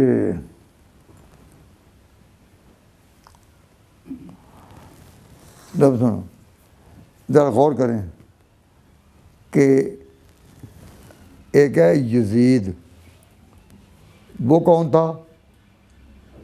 وہ تھا حکمران جو بنا، جو حکمران بنا ہوتا اس کا نام کیا تھا؟ یزید۔ اور یہ جو اس کی طرف سے سارے تڑپ رہے تھے اور صحراؤں میں پھڑک رہے تھے، کبھی عبداللہ بن زبیر کے پیچھے مخالفت میں جا رہے ہیں، کبھی حسین کے مخالفت میں جا رہے ہیں، یہ کون ہے؟ ان کو میں ایک تو تاریخ یا بہت سے شاعر بھی ذکر کہتے ہیں یزیدی۔ ایک ہے یزید، وہ ہے پیشوا بڑا، اور ایک ہے یزیدی۔ تو طاقت اور اختیار ملک چلانے کا کس کو تھا؟ یزید کو۔ یزیدیوں کو تو نہیں تھا نا۔ اب یہ جو یزیدی ہیں، یہ خود یزید نہیں، جو یزیدی ہیں وہ جو حضرت حسین کو کہہ رہے ہیں کہ آپ بیعت کریں یزید کی ہمارے ہاتھ پر، وہاں نہیں لے جانا آپ کو، تو بھی آپ آزاد ہیں، کوئی آپ کو کچھ نہیں کہے گا، لیکن ہم پر۔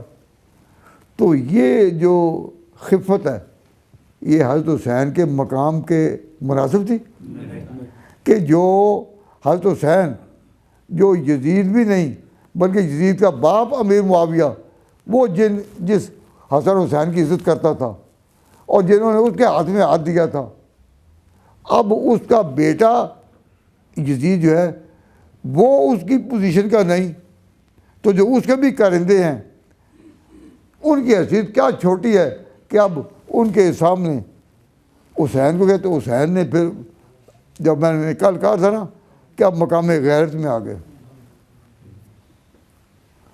حضرت حسین نے کہا تم جانو کہ میں کون ہوں،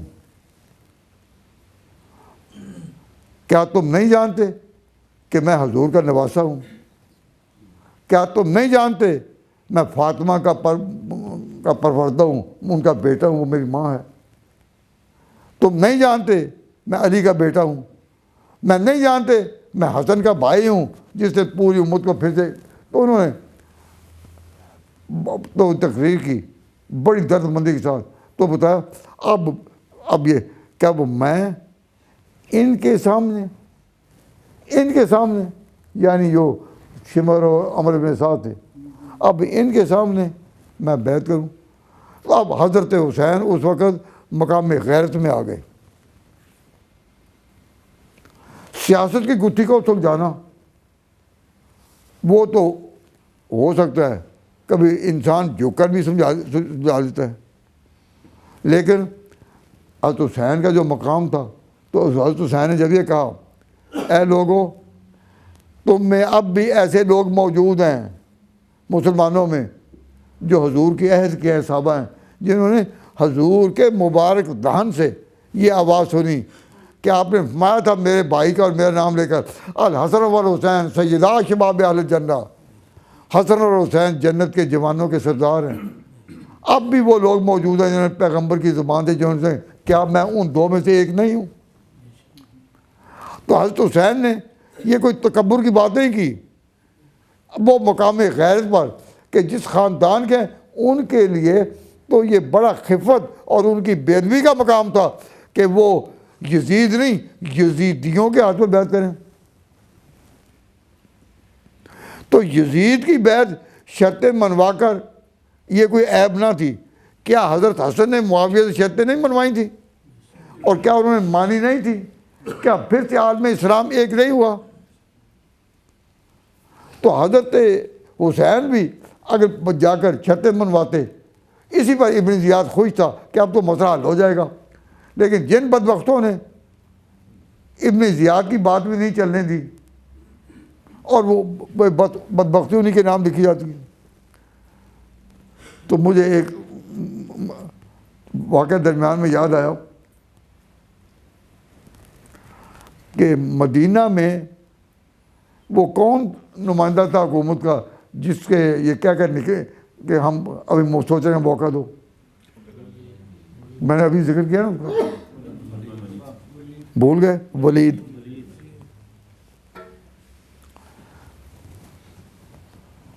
میں نے کہا تھا نا کہ وہ جو نائب صوبے دار تھا وہاں کا، اس نے بلایا تھا ان کو کہ بھائی یہ بیعت کرو. تو حضرت عبداللہ بن زبیر نے تو کہا آج مجھے کام مصروف ہوں، آج نہیں میں آ سکتا، کل آؤں گا، پھر آ جاؤں گا. اور حسین پہنچ گئے، لیکن کہا مجھے سوچنے کا موقع دو. یہ سن لینا آپ نے بات. اس وقت کی بات یاد آ جائے کہ جب عبداللہ بن زبیر کے بارے میں اگلے دن پتہ چلا کہ وہ تو راتوں رات غائب ہیں، وہ راتوں رات غائب ہیں، تو پھر سارا دن وہ اس کی تلاش کرتے رہے کہ عبداللہ بن زبیر کہاں ہیں. سارا دن تو کرتے رہے. اگلے دن پتہ چلا کہ حسین بھی گئے. اب حضرت حسین کا تعاقب کر سکتے تھے یا نہیں؟ بھائی حسین کے پیچھے جا سکتے تھے نا. لیکن ولید نے جو الفاظ کہے وہ بھی تاریخ نے محفوظ کر دیے. ولید نے کہا، بہت بڑا سمجھدار تھا، تو ولید نے کہا اب مجھے محسوس ہو رہا ہے کب اب زمین حسین کے خون سے رنگین ہوگی. میں چونکہ یہاں حکومت کا نمائندہ ہوں، میں ان کے پیچھے تلاش میں نہیں جانا چاہتا کہ میرے ہاتھ ان کے خون سے رنگین نہ ہوں. یعنی اس کو بھی خوف آ گیا. یہ ان لفظوں کے اندر کیا ہے؟ یہی ہے نا کہ میں نہ جاؤں، میں نہیں چاہتا کہ میرے ہاتھ ان کے خون سے رنگین ہوں. اس کے چپ رہی. اب جب وہ بھی جو حکومت کا نمائندہ ہے اور اس نے بلایا، میٹنگ بھی کر رہا ہے، لیکن اس کی روح بھی اندر سے کانپ رہی ہے کہ حسین کے خون سے میرے ہاتھ رنگین نہ ہوں. اب یہ جو بدبخت ابن زیاد کی نمائندگی وہاں کھڑے تھے اور حسین تجویزیں پیش کر رہے ہیں، ان تجویزوں میں پورے عالم اسلام کی بھلائی تھی، لیکن یہ تیار نہیں تھے. تو میں توجہ کیا یہ رہا تھا کہ حضرت حسین نے جو آخری تقریر کی ہے کہ کیا میں فاطمہ کا بیٹا نہیں ہوں؟ کیا میں رسول کا نواسہ نہیں ہوں؟ کیا تم مجھے جانتے نہیں؟ کیا پیغمبر کی زبان نے جب کہا تھا الحسن والحسین سیدا شباب الجنہ، اب بھی کئی ایسے لوگ موجود ہیں جنہوں نے حضور کے دہن مبارک سے لسان رسالت سے یہ لفظ سنے. تم مجھے کہتے ہو کہ میں تمہارے ہاتھ پر بیعت کروں, تم مجھے وہاں کیوں نہیں لے جاتے؟ کیوں؟ اختیار ملک چلانے میں طاقت کس کی تھی؟ یزید کی تھی نا. اس کو تو منوا سکتے تھے یوں کرو یوں کرو, اور زیاد اس کو ماننے کے لیے تیار تھا. کیوں نہیں؟ ابن زیاد اس لیے تیار تھا کہ زیاد جو خود تھا اس نے یزید کو کہا تھا کہ تجھے سربراہ بنا رہے ہیں لیکن اس بات پر کہ تو اپنی زندگی بدل. تو باپ کی بھی رائے یہ تھی زیاد کی کہ زندگی بدلے تو کوئی حرج نہیں. تو ابن زیاد بھی اس سے خوش و نظر ہوتے. لیکن یہ جو دو تھے نا, سورۃ الجوشن اور عمرو بن سعد, یہ دونوں اس پر, تو میں اس بات شیئر کرتا ہوں. دیتی رہے گی درس, یہ بات سمجھ لو, یہ بات ذرا سمجھو کہ حضرت حسین کا جو اس وقت مقام غیرت پانا ہے وہ اس لیے تھا کہ یزید نہیں, یزیدی جو لوگ ہیں نا ان کے ہاتھ پر وہ بیعت نہیں کرنا چاہتے تھے. کیوں؟ وہ ان کے اپنے مقام سے, ان کا مقام بہت, اس وقت حضرت حسین میدان مقام غیرت میں آ چکے تھے. تو مقام غیرت پر آ کر تو کہہ رہے بھائی تم جانتے ہو میں کون ہوں؟ کیا تم اس کسی کو شک ہے میں پیغمبر کا نواسا ہوں جس کا تم کلمہ پڑھتے ہو؟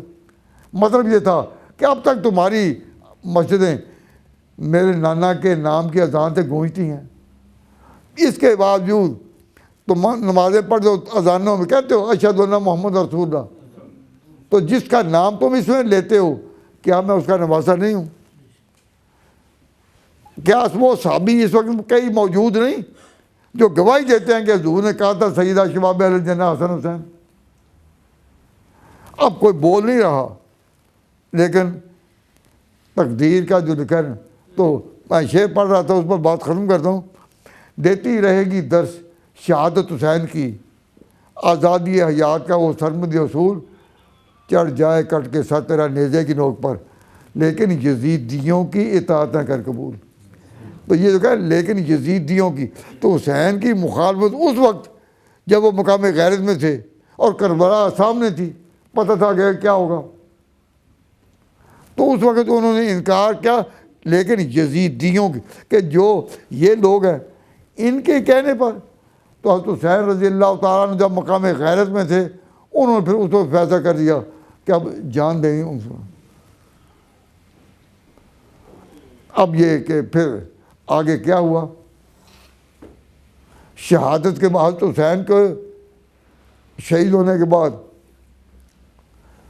جب قافلہ اس کنبے کا جو ان کا اپنے گھرانے کے تھے, جس میں حضرت حسین کی بیوی, حضرت حسین کی بہن زین العابدین یہ تھے, اب یہ کربلا سے نکل کر انہوں نے حکومت کے پہرے کے اندر کہ یہ قیدی ہیں, جنگی قیدی, پیچھے جانا تھا شام میں یزید کے یہاں. تو چونکہ اوپر سے رشتے میں تو کزن ہی تھے نا, تو عورتیں بھی وہاں ان کی موجود تھیں. ان کے اس میں ہیں ہی عورتیں تھیں سوائے زین العابدین. تو جب یہ قافلہ وہاں سے گزرا تو بعض مورخین کہتے ہیں کہ وہ کربلا سے پھر کوفے میں گئے, اور جب کوفہ میں گئے تو وہ عورتیں بچے اپنے مکانوں کی چھتوں پر چڑھ کر ادھر بھی دیکھ رہے تھے کہ حسین کا قافلہ جب یہاں آیا تو حسین موجود تھے عزت کے ساتھ. آج کس طرح یہ قافلہ یہاں سے گزر رہا ہے. تو یہ ایسی کیفیت تھی کہ اس کو دیکھ کر ان عورتوں نے اور ان مردوں نے جو وہاں تھے بے اختیار رونا شروع کیا. تو میں یہ توجہ دلاتا ہوں کہ وہ رونا وہ بے اختیار تھا, وہ رونا اہل عراق کی بے وفائی پر بھی تھا, لیکن جو منظر تھا سامنے, دلی تو نہ ہے سنگ و خشت درد سے باہر نہ آئے کیوں. آخر انسان کا دل تھا ان لوگوں میں بھی جو عورتیں اور بچے مکانوں کی چھتوں پر دیکھ رہے تھے کہ جو قافلہ مدینہ سے چلا تھا، آج کتنے اس میں شہید ہو چکے، اور اب اس بے بسی میں یہ قافلہ جا رہا ہے، تو دلی تو نہ ہے سنگ و خشت، در سے باہر نہ آئے کیوں؟ تو اللہ تعالیٰ توفیق عطا فرمائے، تو انشاءاللہ پھر کل بھی بیان ہوگا۔ تاہم ہمارے جذبات حضرت حسین کی مظلومی میں ان کے ساتھ، حضرت حسین کے ساتھ ان لوگوں نے جو عراق کے تھے اور ابن زیاد کے آگے کارندے تھے، ان کی بدبختی تھی، ان کی بدنیتی تھی کہ انہوں نے ان کو ملنے نہیں دیا۔ اب چال ان کی یہ ہے کہ جب بھی حسین کا نام آتا ہے تو کوئی شمر کو یا عمر بن سعد کو کہتے ہیں کہ یہ ان کی بدبختی تھی، نہیں کہتے نا یزید کا نام لو، یزید کا۔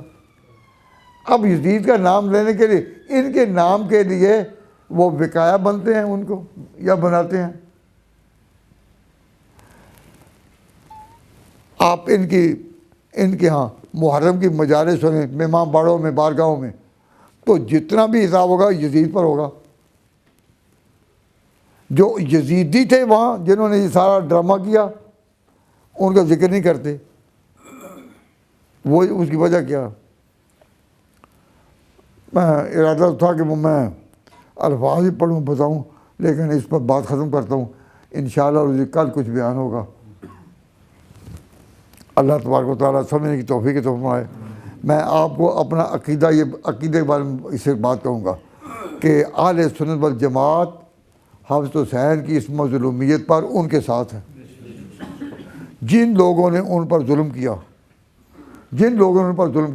یا حضرت حسین کے قتل سے وہ خوش بھی ہوا، حافظ ابن تیمیہ ایک مقام پر دیکھتے ہیں کہ ان پر خدا کی لعنت کرنے والے درکنار جو خوش بھی ہو اس سے، تو ہمارے دل حضرت حسین کے ساتھ ہیں۔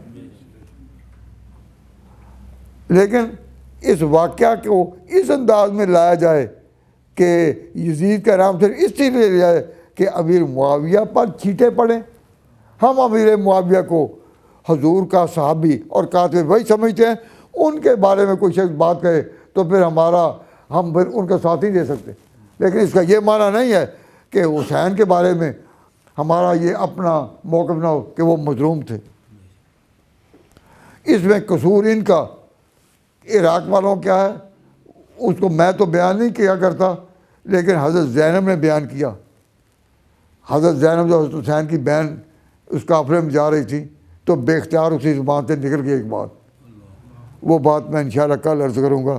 وما علینا الا البلاغ۔ یہ بھائی ایک ساتھی نے، نعیم صاحب نے، آج اس مجلس کے تمام ساتھیوں کو اینڈ پر یہ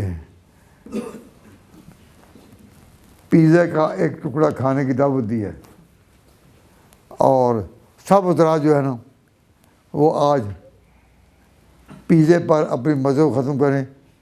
تو میں جو دعا کروں گا ایک رسمی ہے، پہلے تو مزے دعا پر ختم ہوتی تھی، آج پیزے پر ہوگی۔